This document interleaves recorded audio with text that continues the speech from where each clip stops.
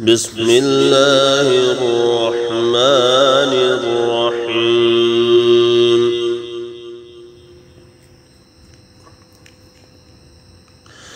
سبح اسم ربك الأعلى الذي خلق فسوى والذي قدر فهدى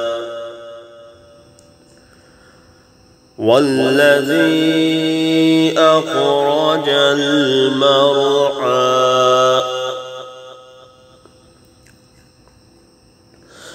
فجعله غثاء أحوى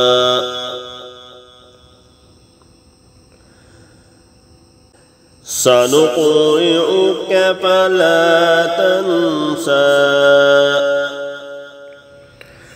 إلا ما شاء الله إنه يعلم الجهر وما يخفى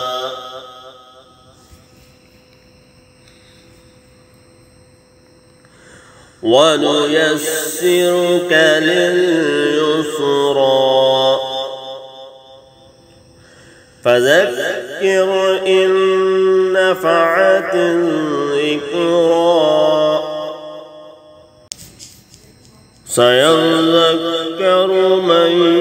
يخشى ويتجنبها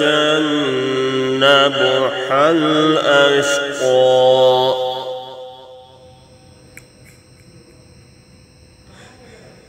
الذي يصلى النار الكبرى ثم لا يموت فيها ولا يحيا قد أفلح من تزكى وذكر اسم ربه فصلى بل تؤثرون الحياة الدنيا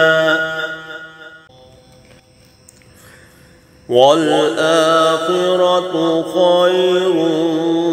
وأبقى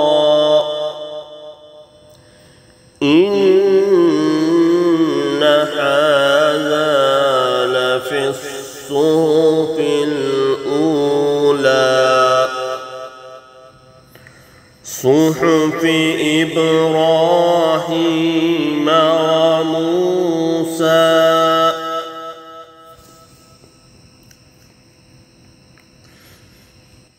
بسم الله الرحمن الرحيم.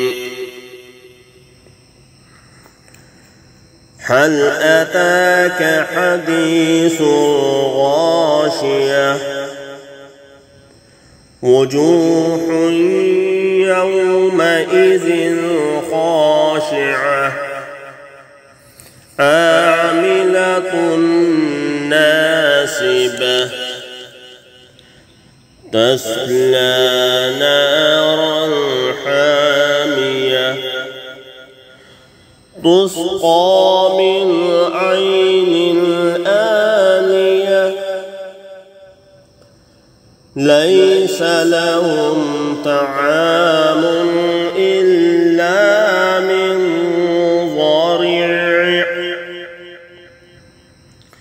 لا يسمن ولا يغني من جوع وجوه يومئذ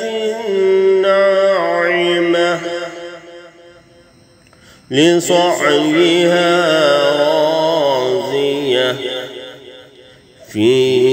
جنة عالية جارية لا تسمع فيها لاغية فيها عين جارية فيها سرر